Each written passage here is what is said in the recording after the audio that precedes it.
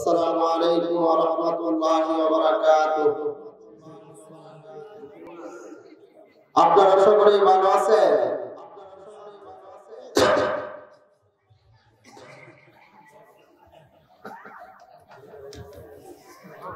আউযু বিল্লাহি মিনাশ শাইতানির রাজীম।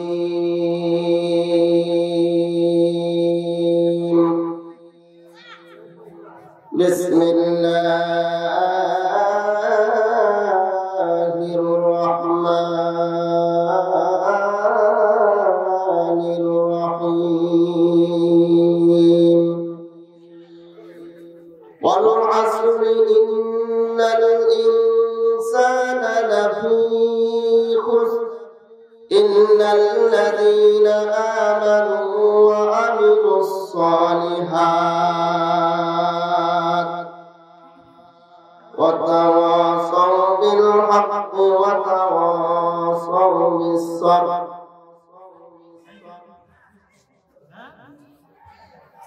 وعن ابن عمر رضي الله تعالى عنه قال قال رسول الله صلى الله عليه وسلم بني الإسلام على خمس شهادة أن لا إله إلا الله وأن محمدا عبده ورسوله وإقام الصلاة وإيتاء الزكاة والحج وصوم رمضان أو كما قال النبي عليه الصلاة والسلام।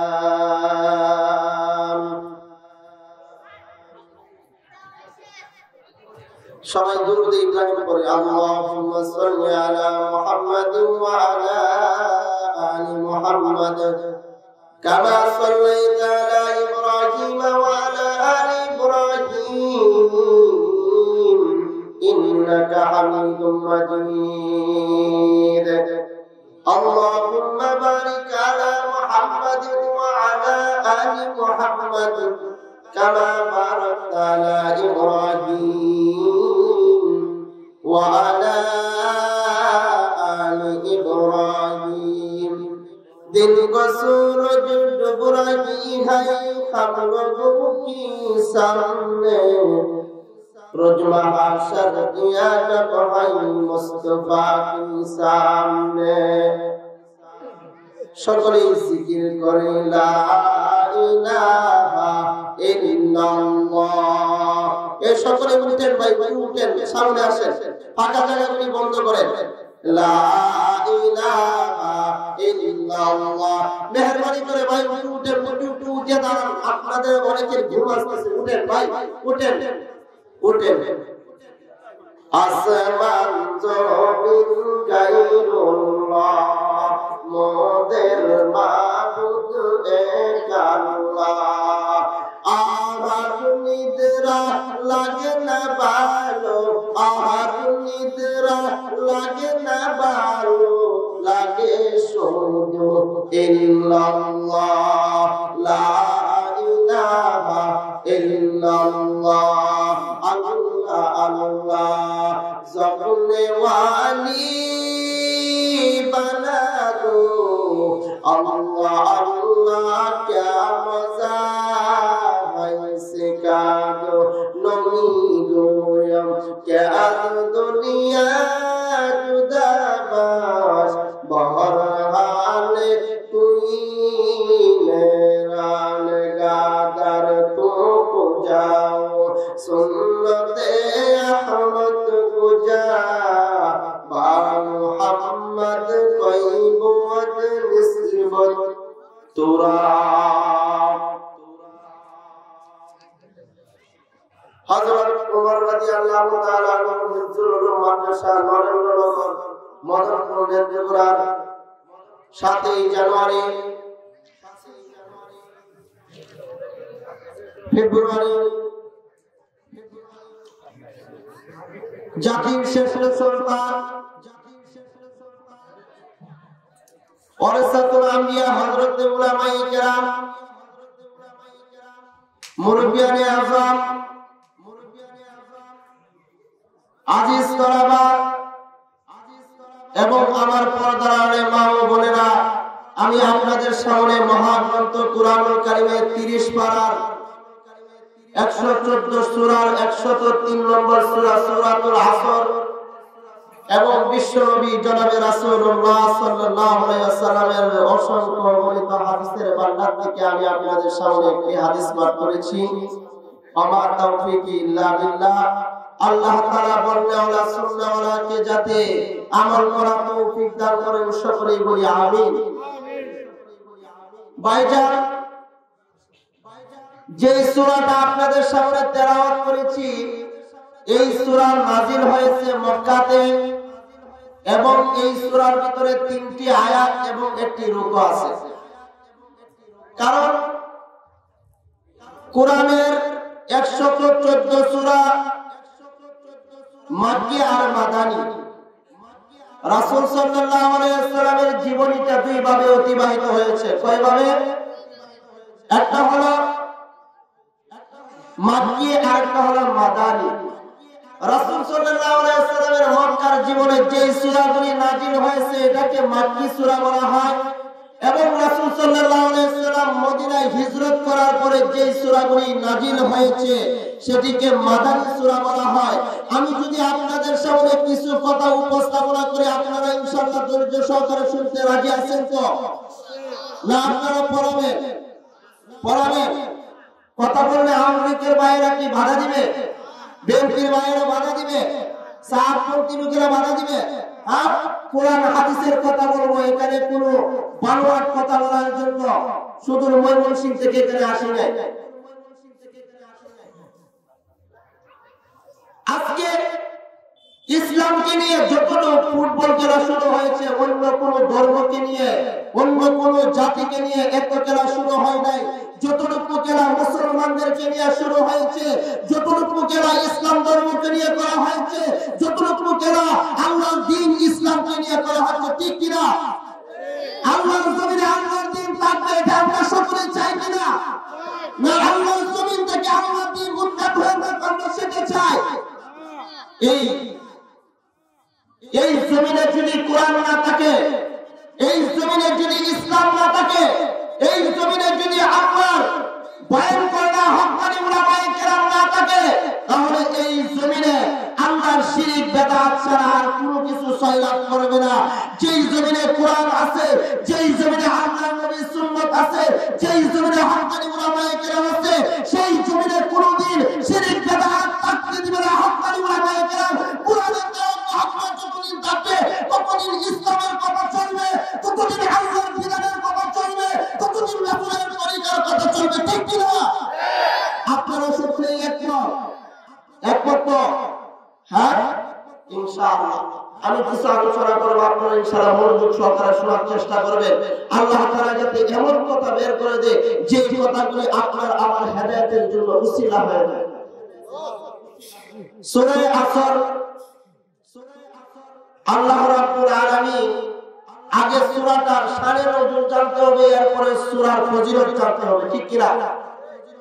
এই সূরা আসরের শানে নজুল হলো গেলা ইবনে উসাই জাহেলি যুগে সে রাসূলুল্লাহ সাল্লাল্লাহু আলাইহি ওয়াসাল্লামের বিশিষ্ট সাহাবী হযরত আবু বকর রাদিয়াল্লাহু তাআলা আনহুর দরবারে যাতায়াত করত। হযরত আবু বকর সিদ্দিক রাদিয়াল্লাহু তাআলা আনহু তিনি যখন ইসলাম গ্রহণ করলেন, ইসলাম গ্রহণ করার পরে সেই গেলা ইবনে উসাইদ সে আবু বকরের দরবারে গেল। আবু বকরের দরবারে যায় বলতেছে, আবু বকর তুমি কোন বিহারে নিমগ্ন থাকো? তোমার কি হয়েছে যে তোমার ব্যবসা বাণিজ্য পরিবার পরিজন সব তোমার গোলাপে উঠেছে? তুমি দুনিয়ার জ্ঞান ধারণা, তুমি দুনিয়াকে সাংসারিক যত কিছু আছে সব তুমি ছেড়ে দিয়েছো, তুমি কোন বিহারে মগ্ন থাকছো? হযরত আবু বকর সিদ্দিক রাদিয়াল্লাহু তাআলা আনহু তিনি বলেন, হে বেকুব, যে ব্যক্তি আল্লাহ এবং তার রাসূলের গোলামি করে, যে ব্যক্তি আল্লাহ এবং তার রাসূলের দাসত্ব করে, সে কোনদিন নিঃশেষ হতে পারে না, সে কোনদিন ধ্বংস হতে পারে না। আজকে যারা ইসলামের বিরুদ্ধে কথা বলে,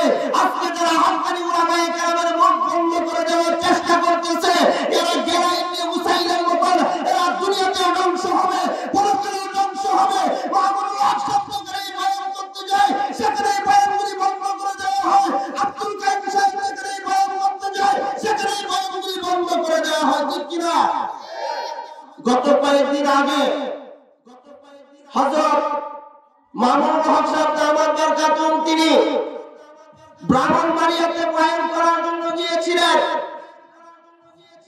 আমরা কোরআনের কথা বলে বিদায় আমাদের অপরাধ, আমরা ইসলামের কথা বলে বিদায় আমাদের অপরাধ। আমাদেরকে জেলের ভয় দেখানো হয়, আমাদেরকে তার ভয় দেখানো হয়, আমাদেরকে পুলিশের ভয় দেখানো হয়। হযরত ইমাম আবু হানিফা রাহমাতুল্লাহি আলাইহি জেলে ঢোকানো হয়েছিল, তিনি জেলকে ভয় পায় নাই। হযরত আহমদ ইবনে হাম্বলকে জেলে ঢোকানো হয়েছিল, তিনি জেলের ভয় পায় নাই। হক কথা বলে গিয়েছেন। এই জামানার মুনাফিকরা তারা হক কথা বলেন, ঠিক কিনা?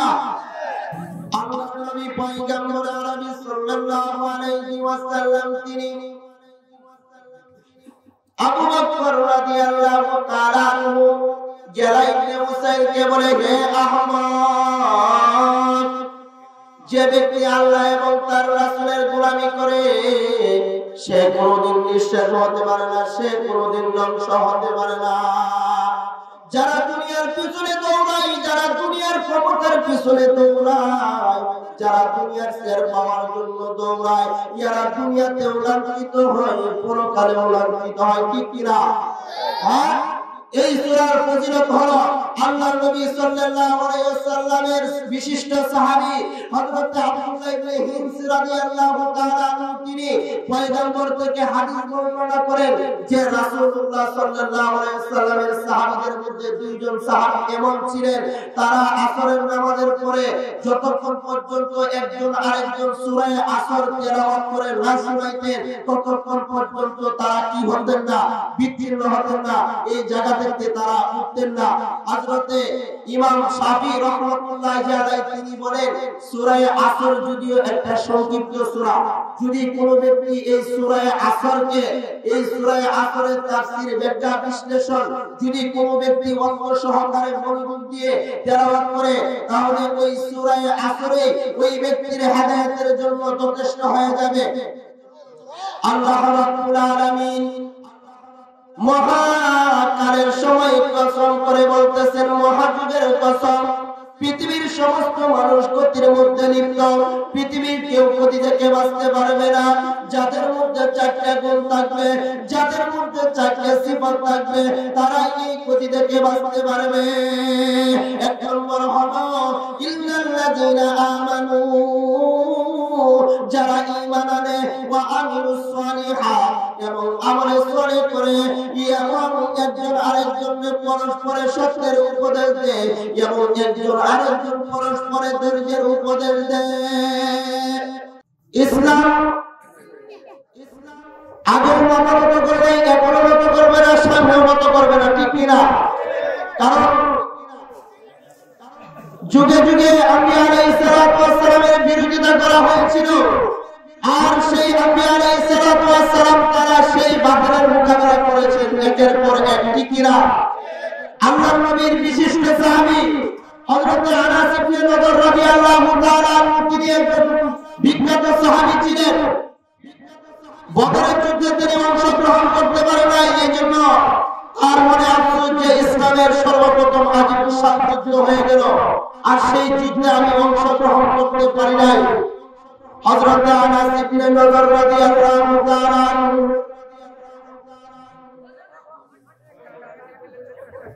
হযরত আনাস ইবনে নদর রাদিয়াল্লাহু তাআলা আনহু তিনি বদরের যুদ্ধে অংশগ্রহণ করতে পারেন নাই। এজন্য তার মনের ভিতরে একটা আশা আকাঙ্ক্ষা, ইসলামের সর্বপ্রথম যুদ্ধ বদরের যুদ্ধ, আর আমি সেই আনাস অংশগ্রহণ করতে পারি নাই। আমার মতো হতভাগা দুর্ভাগা আর আসমানের নিচে যুদ্ধের উপর আর কেউ নাই। হযরত আনাস ইবনে নদর রাদিয়াল্লাহু তাআলা বন্ধুরে আমার, তিনি মনে মনে সিদ্ধান্ত করতেছেন, আবার যদি ইসলামের যুদ্ধের দাওয়াত পেতে যায়, আমি আনাস ইবনে নদর আমার জীবনকে ইসলামের জন্য বিলীন করে দেব।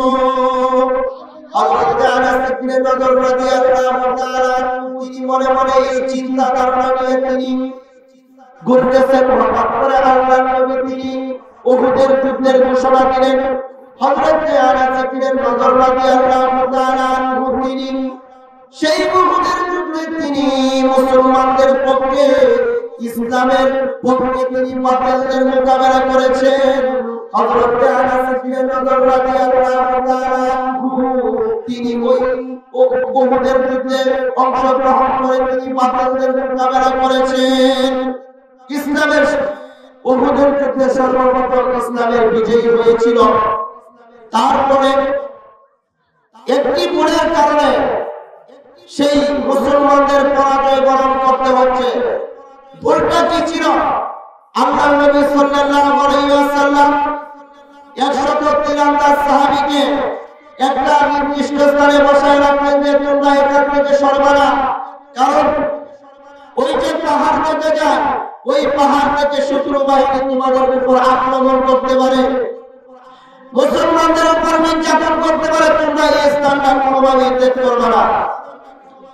আল্লাহর নবী সাল্লাল্লাহু আলাইহি ওয়াসাল্লাম তিনি ঘোষণা দিলেন। ঘোষণা অনুযায়ী 193 সাহাবী ওই জায়গায় অবস্থান করতেছেন। আর ওই দিক দিয়ে মুসলমান এবং কাফেরদের সাথে যুদ্ধ লড়াই শুরু হয়েছে। বন্ধুরা আমার, যুদ্ধ শেষ, মুসলমানরা গনিমতের মাল চুকানোর জন্য ওই কাফেরদের পিছনে দাওয়া করতেছেন। আর 193 সাহাবী তারা কি করলেন? যুদ্ধ যেহেতু শেষ নেই মনে করিয়া ওই সাহাবীগুলি তারা কি করলেন? গনিমতের মাল হাসিল করার জন্য কাফেরদের পিছনে দাওয়া করতেছেন। এদিক দিয়ে আল্লাহর নবীর একজন মুশরিক বলতেছে যে আল্লাহর নবী বলেছে আপনারা ইসলামটা ছাড়বেন না, শত্রু বাহিনী দুশমনরা মুসলমানদের উপর আমাদের উপর আক্রমণ করতে পারে। এই সাহাবারা বলেছেন ইয়া রাসূলুল্লাহ, ইয়া হাবিবাল্লাহ, এখন যেহেতু যুদ্ধ শেষ হয়ে গিয়েছে, এজন্য আমাদের আর এই এখানে থাকার কোনো দরকার নাই। এদিক দিয়ে শত্রু বাহিনী আসিয়া সাহাবায়ে কেরামের উপর আক্রমণ করার কারণে সাহাবায়ে কেরামের বীরের ভিতরে দলের ভিতরে কাফেররা ঢুকিয়া সাহাবায়ে কেরামের উপর আক্রমণ শুরু করলো। মুসলমানরা চিত্রভাঙ্গা হয়ে গেল। মুসলমানরা চিত্রভাঙ্গা হয়ে যাওয়ার কারণে মুসলমানদের উপর জুলুম নির্যাতন শুরু হয়েছে। এদিক দিয়ে আল্লাহর নবীর সাহাবী হযরত আনাস ইবনে নদর রাদিয়াল্লাহু তাআলা তিনি দেখতেছেন সম্মুখ দিক থেকে একজন সাহাবী হযরত সাদ ইবনে মুআয রাদিয়াল্লাহু তাআলা তিনি তলোয়ার নিয়ে আসতেছেন। আর হযরত আনাস ইবনে নদরকে বলেন, হে আনাস ইবনে নদর, আমি ওই যে পাহাড়টা দেখা যায়, ওই পাহাড় থেকে আমি জান্নাতের ঘ্রাণ পাচ্ছি, ওই পাহাড় থেকে আমি জান্নাতের খুশবু পাচ্ছি। এই কথা বলিয়া হযরত আনাস ইবনে নদর রাদিয়াল্লাহু তাআলা তিনি সেই তলোয়ার নিয়ে কাফেরদের বীরের ভিতরে ঢুকিয়া কাফেরদের সাথে লড়াই করতে করতে তিনি দুনিয়া থেকে বিদায় নিয়েছেন, মানে তিনি শহীদ হয়েছেন। হযরত সাদ ইবনে মুআয রাদিয়াল্লাহু তাআলা বলে যে আমি আমার ভাই সাদ ইবনে মুআযের শরীরে তলোয়ারের 100 বেশি আঘাত পেয়েছি। মুসলমান আজকে মুসলমানদের উপর চতুর্দিক থেকে জুলুম আর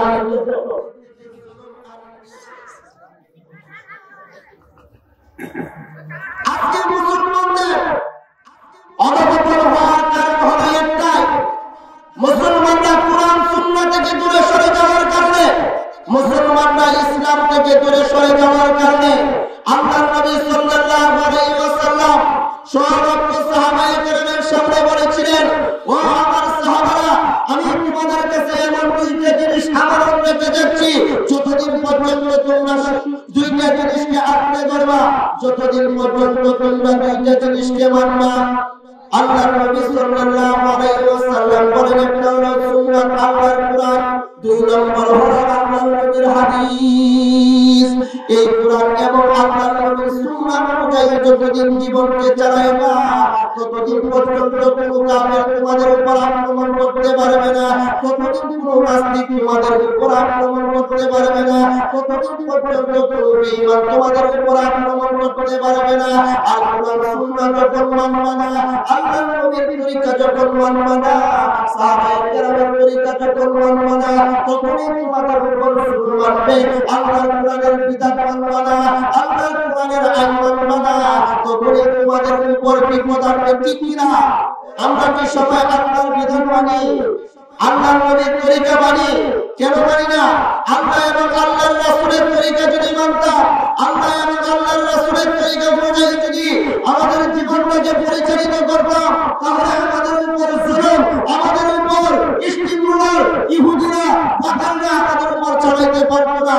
তার কারণ হলো আমরা কোরআন সুন্নাহ থেকে দূরে সরে যাওয়ার কারণে হযরতে আব্দুল কাদের জিলানী রাহমাতুল্লাহি আলাইহির আব্বা কত বড় একজন আল্লাহওয়ালা ছিলেন, কত বড় একজন বুজুর্গ ছিলেন। হযরতে আবু সালেহ মুসা নবী রাহমাতুল্লাহি আলাইহি তিনি দরবারে গিয়ে কি করতেন? অবস্থান করতেন এবং ওইখানে একটা ঘর বানিয়ে তিনি আল্লাহ তাআলার ইবাদত বন্দী করতেন, আল্লাহকে ডাকতেন। হঠাৎ করে তিনি একদিন নদীর পাড়ে গিয়েছেন, দেখতেছেন নদী দিয়ে একটা সেই আপেল পর বসে আসছে। আসার পরে যা এই আপেল পরটাকে তুললেন, তোলার পরে তিনি সেই আপেল পরটাকে পেয়ে নিলেন। হযরত আবু সালেহ মুসা নবী রাহমাতুল্লাহি আলাইহি এই আপেল পরটাকে আদর করে দেন। হযরত আবু সালেহ মুসা নবী রাহমাতুল্লাহি আলাইহি বন্ধুরে আমার, তার অন্তরের ভিতরে একটা অস্থিরতা ভাব, একটা পেরেশানি ভাব। আমি এই আপেল পরটার কাছ থেকে আসলাম, আমি কার কাছে ফল পাইলাম, কার বাগানের ফল পাইলাম, আমি তো মালিক চিনি না, মালিক কোথায়? এই ফলটা আমার জন্য খাওয়া হারাম হয় নাই, এই ফলটা খাওয়া আমার জন্য হারাম হয়েছে। হযরত আবু সালেহ মুসা নবী রাহমাতুল্লাহি আলাইহি তিনি ওই ফলের মালিক পূজার জন্য তিনি সফরের উদ্দেশ্যে রওনা হয়েছেন। নদীর দিয়ে তিনি চলতে চলতে এক সপ্তাহ যাওয়ার পরে তিনি দেখেন নদীর পাড়ে একটা বাগান, কিন্তু ওই বাগানের কাছে কোনো মানুষ নাই। হঠাৎ করে ওই বাগানের ভিতরে ঢুকলেন। বাগানের ভিতরে ঢুকার পরে তিনি দেখেন একজন মানুষ ওই বাগানের ভিতরে কাজ করতেছে। বন্ধুরে আমার, ওই বাগানের লোকরা জিজ্ঞাসা করতেছে, হুজুর আপনি এখানে কেন আসলেন? আল্লাহ তাআলা আমাদের সবাইকে এই কথাগুলির উপর আমল করার তৌফিক দান করেন। আসলে উলামায়ে কেরামকে পাশে বসায় রাখিয়া বয়ান করার ঠিক নয়। আমি যে কথাগুলি বলেছি আপনারা যদি কষ্ট পেয়ে থাকেন, আল্লাহর রাস্তায় মাফ করে দিবেন, আমার জন্য দোয়া করবেন। আল্লাহ তাআলা যাতে আপনাকে আমাকে এই কথাগুলির উপর আমল করার তৌফিক দান করেন। ওয়া মা আলাইনা ইল্লাল বালাগ।